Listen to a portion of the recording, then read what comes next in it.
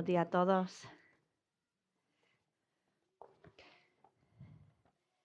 Pues hoy seguimos con Lucas y seguimos con el juicio de Jesús.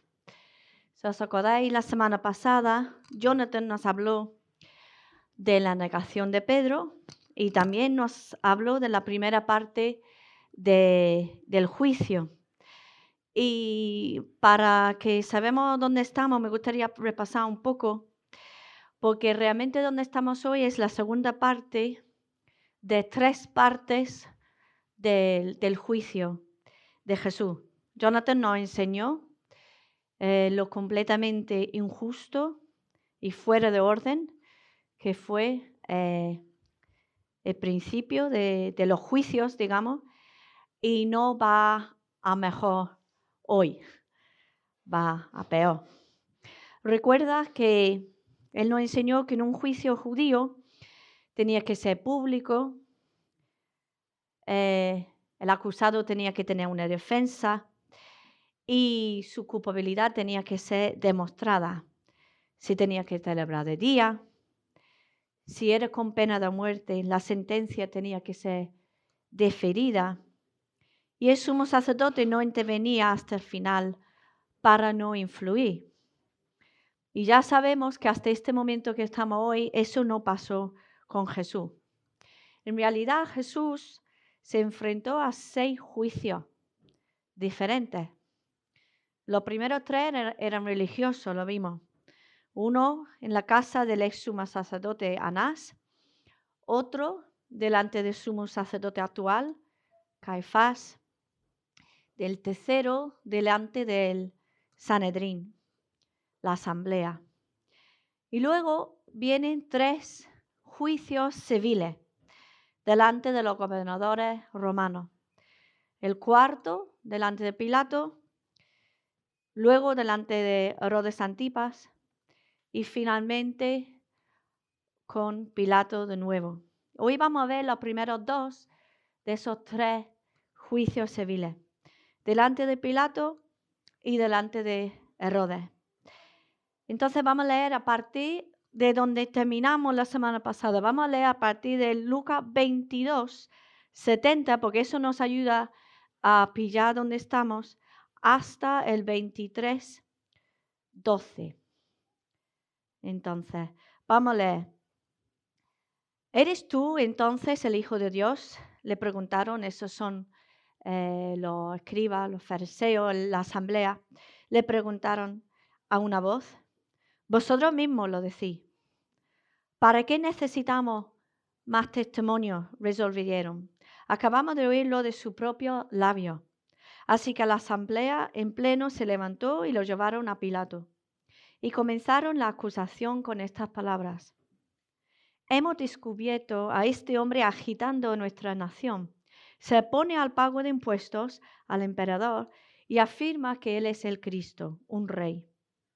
Así que Pilato preguntó a Jesús, ¿eres tú el rey de los judíos? Tú mismo lo dices, respondió. Entonces Pilato declaró a los jefes de los sacerdotes y a la multitud, no encuentro que este hombre sea culpable de nada. Pero ellos insistían. Con su enseñanza se agita el pueblo por toda Judea. Comenzó en Galilea y ha llegado hasta aquí. Al oír esto, Pilato preguntó si el hombre era Galileo. Cuando se enteró de que pertenecía a la jurisdicción de Herodes, se lo mandó a él, ya que en aquellos días también Herodes estaba en Jerusalén. Al ver a Jesús, Herodes se puso muy contento. Hacía tiempo que quería verlo, por lo que oía acerca de él, y esperaba presenciar algún milagro que hiciera Jesús. Lo acosó con muchas preguntas, pero Jesús no le contestaba nada. Ahí estaban también los jefes de los sacerdotes y los maestros de la ley, acusándolo con vehemencia. Entonces Herodes y sus soldados, con desprecio y burla, le pusieron un manto lujoso y lo mandaron de vuelta a Pilato. Anteriormente, Herodes y Pilato no se llevaban bien, pero ese mismo día se hicieron amigos. Volvemos al principio. ¿Por qué lo llevan a Poncio Pilato. Ellos ya han decidido, donde terminamos la semana pasada, que Jesús es culpable de blasfemia. Y de eso lo acusan. Recuerda que vimos que ellos no analizan lo que Jesús dicho, simplemente utilizan ese, vosotros mismos lo decís. Esto lo utilizan para justificar o autojustificar su entrega a los romanos. Según la ley judía, la blasfemia merece pena de muerte, pero Roma les había quitado la posibilidad de llevar a cabo ejecuciones. Ellos no estaban permitidos. Mire cómo lo vemos aquí en Juan. Pilato dice, pues llevároslo vosotros y juzgadlo según vuestra ley. Nosotros no tenemos ninguna autoridad para ejecutar a nadie, objetaron los judíos. No podían. Y esto formaba parte de lo que llamamos la paz romana. Esta era la paz forzada por Roma, porque no querían revueltos, no querían revoluciones. Dominaban, pero como que tenía que haber una paz. Querían tener las cosas bien controladas. Entonces tenía que ser una diligencia romana que llevaba o daba el mando para llevar a cabo una ejecución. Así que todos juntos lo llevan a Pilato a su residencia. Era como una fortaleza, un castillo. Se llamaba la fortaleza de Antonia, allí en Jerusalén. Y lo presentan delante de Pilato. Antes de seguir, vamos a ver un poco quién es Pilato. Yo creo que no hay nadie que no ha escuchado de Pilato. Cuando se cuenta la historia de la muerte y la resurrección de Jesús, siempre sale el nombre de Pilato. Todo el mundo lo sabe. Yo creo que se aprendió en el cole, que es una cosa que todo el mundo ha escuchado. Él era el gobernador romano en las regiones de Samaria y de Judea. Y era gobernador entre los años 26 a 36, unos 10 años.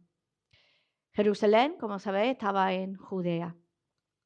Y él representaba ahí la autoridad imperial del Imperio Romano. Él tenía que asegurar esta paz romana y también era el responsable de la recaudación de impuestos. Los romanos les gustaba mucho esa de la recaudación de impuestos porque así construían, así pues ampliaban el imperio, ¿no? Pero la relación de Pilato con los judíos era bastante tensa. Él reprimió protestas con bastante violencia. Incluso había introducido estandartes con símbolos romanos en Jerusalén, que eso era una ofensa para los judíos. Y utilizó fondos del templo para obras públicas, como un acueducto. Entonces todo eso provocaba la indignación del pueblo. Las fuentes lo presentan como un hombre rígido, autoritario y poco sensible a las costumbres locales donde él estaba sirviendo.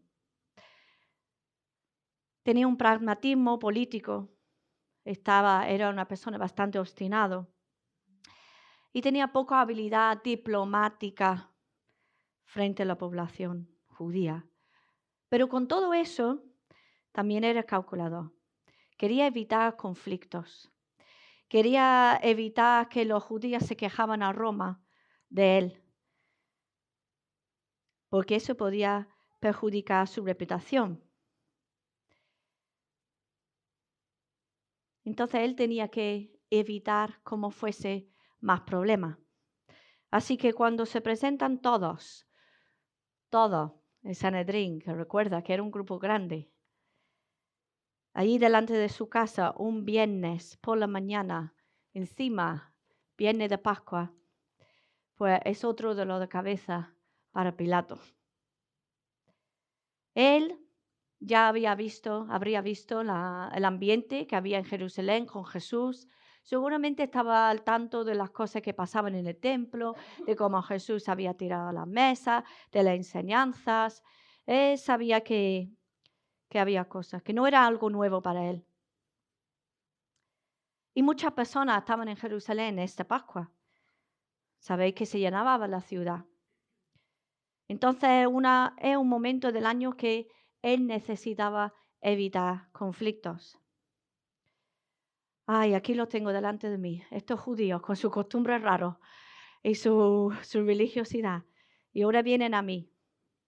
Y mirad un detalle que viene en Juan cuando ellos vienen a él. Dice, como ya amanecía, los judíos no entraron en el palacio, pues de hacerlo se contaminarían ritualmente y no podrían comer la Pascua. Así que Pilato salió a interrogarlo. ¿Veis la hipocresía? Tanto querían seguir la tradición y comer su Pascua y no saben que Jesús, como hemos hablado en otra ocasión, es esa Pascua que tanto necesitan. ¿Y de qué acusan a Jesús? Recuerda que al final del capítulo 22 le están acusando de blasfemia. Entonces, cuando llegan a Pilato, dicen, mire, ese hombre ha blasfemado, ¿dice ese Dios? No, no dicen eso. Ellos tienen que decir una acusación que asegura que Pilato da al mando de matarlo, de llevarle a la ejecución. Que no puede decir esa palabra. Como sean, tienen que quitar a Jesús de en medio. Como dije antes, Pilato estaría al tanto, pero los asuntos religiosos no le incumbían a él. Él no tenía nada que ver con eso.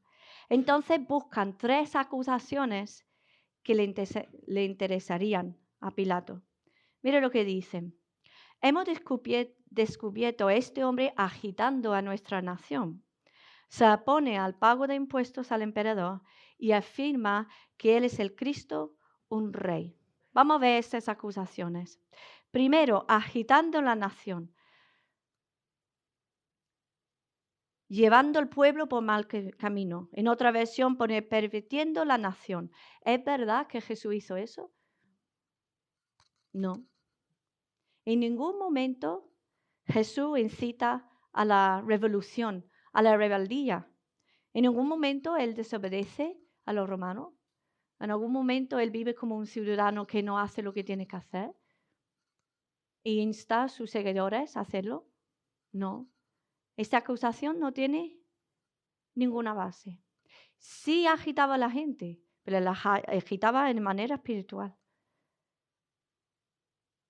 ¿Pero de manera civil? No. Segundo, se opone al pago de impuestos al emperador. Dice que tiene oposición a los impuestos a Roma. Eso ya empieza a abrir el oído a Pilato, porque ese sí que le interesaba mucho, la recaudación de impuestos. Eso era su responsabilidad. Pero otra acusación falsa. Incluso me tocó a mí esa predicación. Era al revés. ¿Qué enseñó Jesús cuando los espías le echaron esta pregunta si había que pagar impuestos o no? Dale a César lo que es de César y a Dios lo que es de Dios. En efectivo dijo que sí teníamos que pagar los impuestos. Entonces, otra acusación falsa. Y el tercero, afirma que Él es Cristo, un rey. Dice que un rey. Eso ya a Pilato también. Oposición de alguien, un golpe, un rey. Esto sí lo cogería la atención. Pero aquí sí había algo de verdad. Aquí sí. Porque es cierto que Jesús es el rey. Es cierto que es Cristo. Y Pilato le preguntará sobre esto. Y en Juan contesta, mi reino no es de este mundo, contestó Jesús. Si lo fuera, mis propios siervos pelearían para impedir que los judíos me arrestaran. Pero mi reino no es de este mundo. Así que eres rey, le dijo Pilato. Eres tú quien dice que soy rey. Yo para esto nací. Esto es lo que dice él en Juan. Sí es rey, pero deja claro que su reino no es terrenal, es un reino espiritual. Ayer, cuando bajamos a la Ifeja, el día de la Biblia, cantamos la misma canción que hemos cantado hoy, la de Hermoso Nombre. Y cuando la estábamos cantando, no pude quitar, cuando cantamos estas palabras, hoy y por siempre reinarás. Tuyo es el reino, tuyo es la gloria, tuyo el poder y autoridad. No pude quitar de la cabeza la imagen de Jesús delante de Pilato, delante de Herodes, humillado, pero que Él es el rey. Él en este momento encarna de verdad lo que es el Rey de Reyes. Y he pedido al grupo de alabanza que cuando terminamos si lo podemos cantar de nuevo. Es que cuando toca que te canten la canción que tú tienes en la cabeza toda la semana, bueno, toda la semana desde ayer, ya hay que pedir que se repite. Así que Pilato preguntó a Jesús, ¿eres tú el rey de los judíos? Tú mismo lo dices. La pregunta de Pilato está en los 4 evangelios. Todos escribieron ese momento. Y en cada uno se enfatiza el tú. ¿Tú eres rey de los judíos? Pensad, ¿qué pinta tendría Jesús? ¿Cuándo fue la última vez que durmió? ¿Cómo estaba su cara después de que se maní? ¿Cómo estaba su cara después de que lo copiaron allí en el patio? ¿Cómo estaba vestido? No tenía pinta de rey. No parece una amenaza, no parece poderoso. Para nada parece que va a usurpar la posición de Pilato. Y su respuesta, tú mismo lo dices. Una respuesta evasiva, que más bien pone el énfasis en la persona que le está preguntando, ¿no? Tú mismo lo dices. ¿Tú qué dices? Decide tú. Y es en la misma respuesta de Jesús que él dio al Sanedrín cuando le preguntaron si era el Hijo de Dios. Pero mientras que en el Sanedrín tomaron esta respuesta como no una razón para condenarle, Pilato consideró esa respuesta como un motivo para absolverle. Pilato no estaba lo más mínimo preocupado con Jesús. No veía nada en él que le amenazaba. Seguimos. Entonces Pilato declaró a los jefes de los sacerdotes y a la multitud, no encuentro que ese hombre sea culpable de nada. Él encuentra a Jesús inocente. No había nada que indicaba que era culpable para él. Y yo sinceramente creo que para nada Pilato quería ejecutar a Jesús. Pero seguramente ya la semana que viene que toca Isaac, pues se desarrolla más este tema. En realidad, el juicio tendría que haber terminado aquí. No había nada de verdad en las acusaciones. Pilato, como gobernador, podría haber puesto a Jesús en libertad y mandado a los judíos a su casa a celebrar la Pascua. Pero mirad lo que dice. Otra vez en Juan. Desde entonces Pilato procuraba poner en libertad a Jesús, pero los judíos gritaban desaforadamente, si dejas en libertad a este hombre, no eres amigo del emperador. Cualquiera que pretende ser rey se hace su enemigo. Están desesperados. Pilato era su esperanza y no va según plan. Están diciendo, si tú no dejas libre a Jesús, estás abandonando tu deber. Y ellos insisten. Con sus enseñanzas agita al pueblo por toda Judea. Comenzó en Galilea y ha llegado hasta aquí. ¿Qué frase? Agita al pueblo. Y es que, aunque no lleva a la revolución, a la rebeldía, Jesús agita, Jesús incomoda y debe ser así. Nosotros por lo general nos gusta estar muy cómodos, muy letargos. Nos gusta estar poco movidos, pero Jesús mueve. Cuando Jesús entra en tu vida, mueve. Cuando Jesús te dice, no va bien, empieza a caminar, agita, incomoda. No puedes ser indiferente delante de Jesús. Los líderes estaban agitados porque, como vimos la semana pasada, él había expuesto su hipocresía, había dado enseñanza fuera de su control, hacía milagros que ellos no reconocían, había desenmascarado corrupción. Y ahora vamos a ver un poco más cómo era en realidad Pilato.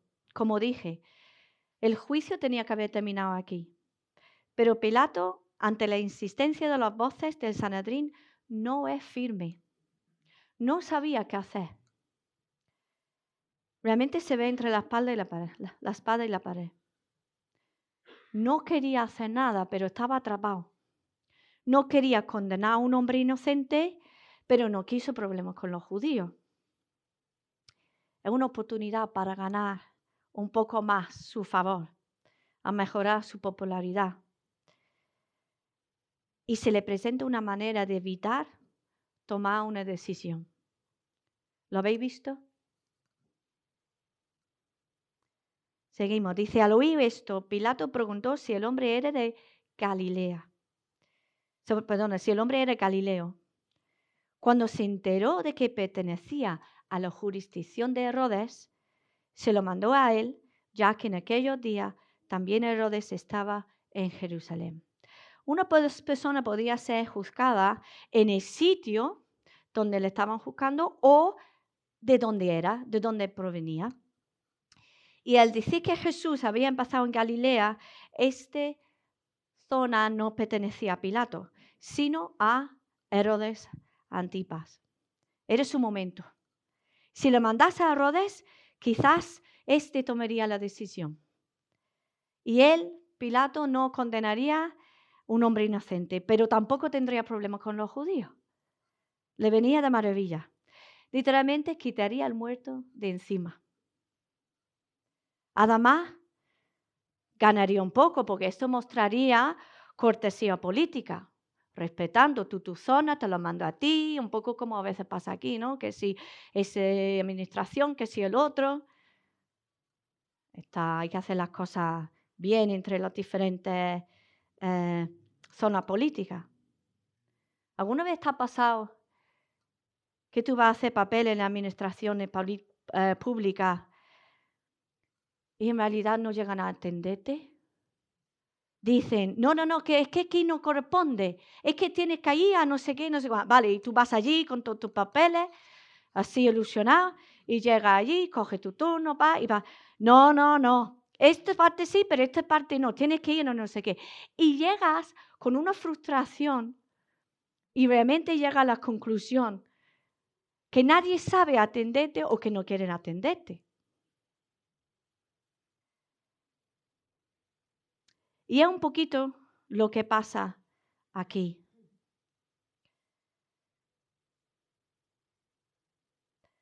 Porque me lo manda Pilato a Herodes y luego Herodes le manda de vuelta a Pilato. Lo que más, Pilato seguramente pensaría que Herodes sabría más del tema. Es que Herodes sabía mucho del judaísmo, de las costumbres. Era idumeo. Eso quiere decir que era de la zona del Mar Muerto, Jordania, y simpatizaba mucho con ellos. Su padre era Herodes el Grande, que había construido para el pueblo el templo. También Herodes el Grande era quien intentó matar a Jesús cuando mataba a los niños menores de 2 años. Cuando Herodes el Grande murió, dividió su reino entre sus hijos. Y a Herodes Antipas le dieron Galilea y Perea. Al ver a Jesús, Herodes se puso muy contento. Hacía tiempo que quería verlo, por lo que oía acerca de él, y esperaba presenciar algún milagro que hiciera Jesús. ¿Estás contento? No por el mensaje. ¿Por qué estás contento? Pues por ver los trucos, por entretenimiento, por ver un milagro. Él ya había escuchado que Jesús hacía milagros. Jesús le fascina y le tiene ya delante de él. Sabemos que en Lucas 9 dice que él había oído rumores que rondeaban por ahí de que Jesús era Juan el Bautista resucitado. Entonces eso a Herodes le da chicha para pensar, le quiero ver, a ver qué pasa aquí. Pero ¿qué pasa? Es que esa idea le tendría que también molestar, porque era él que mandase cortar la cabeza a Juan el Bautista. Recuerda que Juan le echaba en cara a Herodes que él había robado la esposa de su hermano, Herodes Filipo, y ella, la esposa Herodias, instaba a su hija a pedirle la cabeza de Juan el Bautista. Es interesante que es la única vez aquí que sabemos que ellos se conocen en persona, Herodes y Jesús. La Biblia no menciona ningún otro encuentro. Y Jesús estaba muy cerca de donde vivía Herodes. Paseaba por ahí.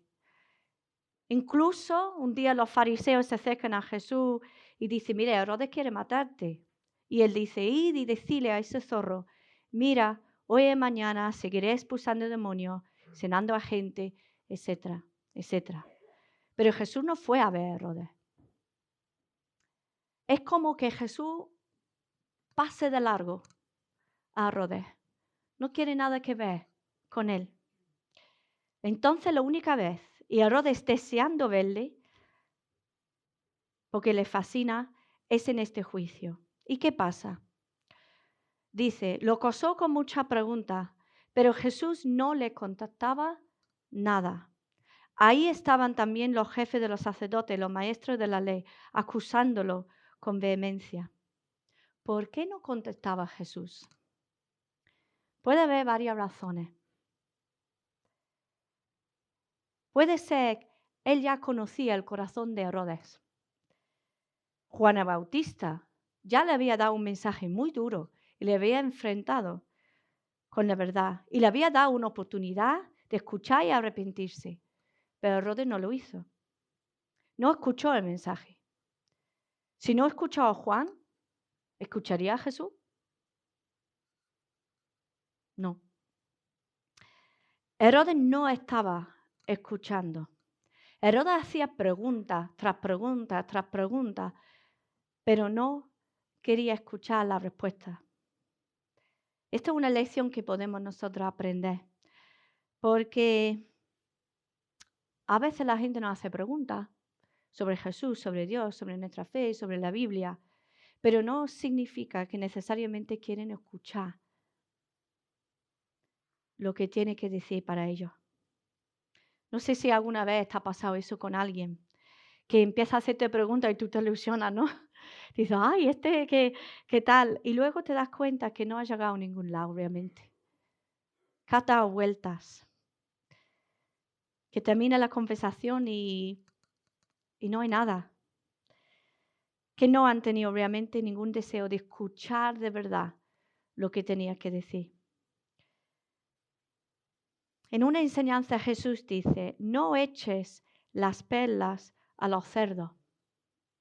Una enseñanza fuerte, pero significa no desperdiciar algo valioso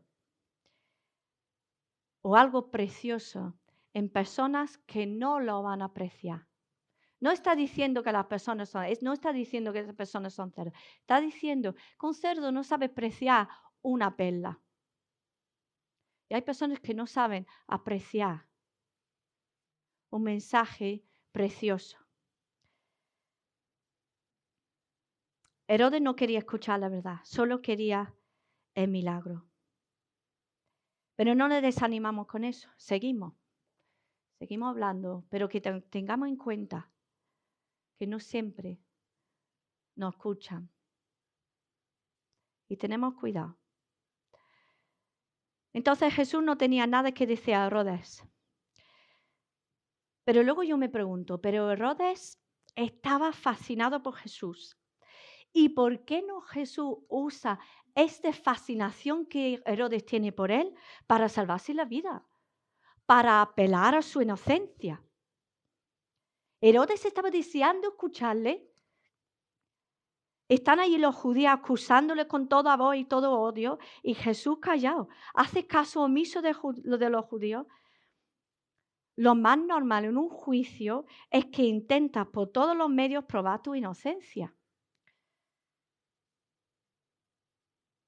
Y yo creo que la tentación que tenía que tener Jesús de abrir la boca y apalar a Herodes, o incluso de hacer un milagro pequeño, para ganarse su favor, aunque fuese momentáneo ese favor para salvarse la vida, esa tentación tenía que ser fuertísimo. ¿Me acuerdas cuando aprendimos cómo Jesús fue tentado? Que el diablo decía, si entra en el circo, si haces esto, si haces el otro, si muestra, si hace un milagro, el diablo le daría autoridad. Pero Jesús, sabiendo quién es, ya tenía la autoridad. Parece en esta escena que estaba ganando Satanás, pero es Jesús en callarse que llevaba la victoria. Y es que no podemos llegar a otra conclusión, es que la razón no hay otra que, como vimos la semana pasada, que era el plan perfecto de Dios. Es que Jesús tenía que morir. Lo tenía claro. No había otro plan para la salvación de la humanidad. Jesús dice, yo nací para esto. En Mateo, Jesús dice, ahora vamos rumbo a Jerusalén y el Hijo del Hombre será entregado a los jefes de los sacerdotes y los maestros de la ley. Ellos los condenarán a muerte y lo entregarán a los gentiles para que se burlen de él, lo azoten y lo crucifican. ¿Ves? A los gentiles, a Pilato y a Herodes. Pero al tercer día resucitará. Es que no había otro. Es que tenía que ser así. Él está haciendo la voluntad de su Padre y cumple la profecía de Isaías sobre el siervo sufriente, maltratado y humillado. Ni siquiera abrió su boca. Como cordero fue llevado al matadero, como oveja enmudeció ante su trasquilador, y ni siquiera abrió su boca. Y lo que para los discípulos y lo que leemos muchas veces nos puede parecer una tragedia final, con el Espíritu Santo, ellos entienden que es necesario. Podemos leer la Biblia muchas veces y luego a veces ves cosas que dices, madre mía, ¿cómo que no vi eso? Mire en Hechos, cuando llevan a Pedro y Juan delante de Sanedrín, le hacen un montón de preguntas, los azotan, les dejan libres. Ellos cuando vuelven, mire qué pasa. Dice, al quedar libres, Pedro y Juan volvieron a los suyos y le relataron todo lo que le habían dicho los jefes de los sacerdotes y los ancianos. Cuando lo oyeron, alzaron unánimes la voz en oración a Dios. Mire cómo oran ellos, mira. Soberano Señor, creador del cielo y de la tierra, del mar y de todo lo que hay en ellos. Tú, por medio del Espíritu Santo, dijiste por boca de nuestro padre David, ahora va a hablar del Salmo 2, ¿por qué se sublevan las naciones y en vano conspiran los pueblos? Ahora, los reyes de la tierra se rebelan y los gobernantes se confabulan contra el Señor, contra su ungido. Suena un poco, ¿no? Pero mire la conclusión que llevan los discípulos. Dice, en efecto, están siguiendo orando, en efecto, en esta ciudad se reunieron Herodes y Poncio Pilato con los gentiles y con el pueblo de Israel contra tu santo siervo Jesús, a quien ungiste para hacer lo que de antemano tu poder y tu voluntad habían determinado que sucediera. El Señor estaba a control de todo. Esto era el plan de Dios. Y ahora en Hechos lo entienden. En Lucas no. En Hechos lo entienden. Que todo eso, de antemano, tu poder y tu voluntad había determinado que sucediera. Dios estaba al control. Jesús confía plenamente en su Padre. Nosotros podemos poner la responsabilidad en Pilato, en Herodes, en los líderes religiosos, pero conforme avanza más y más y más este juicio, pues también vemos que todos tuvimos nuestra parte. Nuestro pecado fue responsable. Pero no quiero adelantar tanto. A veces las obras más grandes de Dios se hacen en silencio. Jesús aquí estaba en silencio. La resurrección fue en silencio. El reino crece en silencio. Cuando Dios obra de verdad, obra en nuestros corazones en silencio. Seguimos con el texto. Dice, entonces Herodes y sus soldados, con desprecio y burlas, le pusieron un manto lujoso y lo mandaron de vuelta a Pilato. Anteriormente Herodes y Pilato no se llevaban bien, pero ese mismo día se hicieron amigos. Jesús no entretenía a Herodes, entonces él mismo hace el entretenimiento con sus soldados. La azotan, le hacen burlas, desprecio. Y qué interesante esta última frase. Ellos no se habían llevado bien, los dos políticos. Pero el odio, o más bien el desdén común de Jesús que los une. Y a partir de ese día se hicieron amigos. Se hicieron amigos, perdona. ¿Y qué podemos aprender de todo esto? Hay mucha actitud hacia Jesús. Ya hemos visto la actitud de Herodes. Hemos visto que Jesús, la fe, Dios puede ser algo muy interesante. Puede ser incluso un pasatiempo. Puede la gente tener interés, pero realmente no escuchan. La actitud de los dirigentes religiosos, eso era un rechazo total. ¿Por qué? Porque Jesús le daba cara con su hipocresía. Pilato también. Estaba convencido que Jesús es inocente, pero después de la presión, su actitud es indiferente. Y tristemente encontramos personas así cuando le hablamos del Señor. Y es muy fácil para nosotros juzgarlo a ellos, juzgarle a Pilato, juzgarle a Herodes, pero seguramente ha habido un momento en nuestra vida que nosotros también hemos jugado un poco con la fe. Hemos visto un poco como algo entretenido. Ha habido momentos en nuestra vida que pasábamos del Señor, que no significaba nada para nosotros.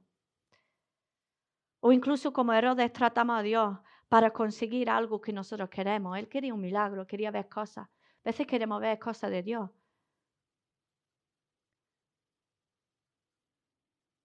Queremos algo nuestro, algo para nosotros, para disfrutar de Dios nosotros. Pero no es así.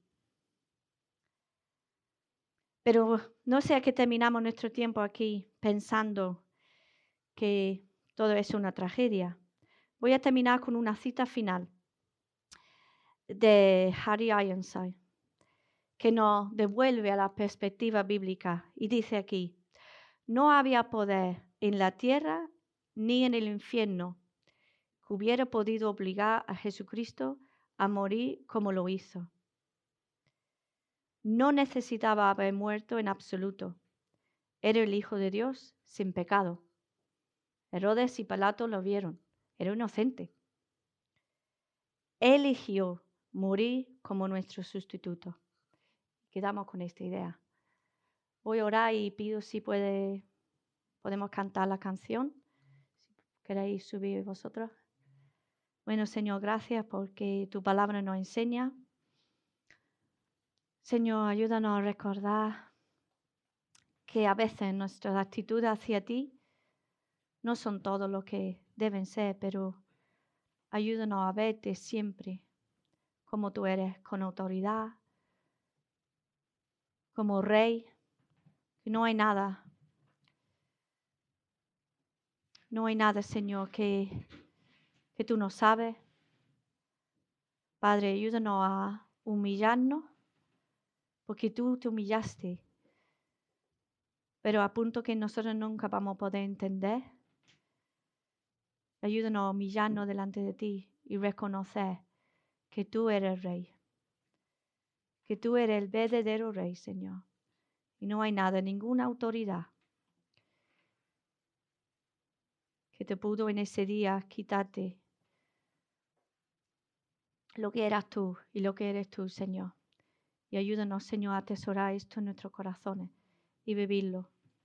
Y cuando hablamos con los demás, Señor, tenerlo claro, Señor. Porque hay todo tipo de respuestas, pero no importa, Señor. Porque todo es tuyo, Padre. Te damos gracias en el nombre de Jesús. Amén.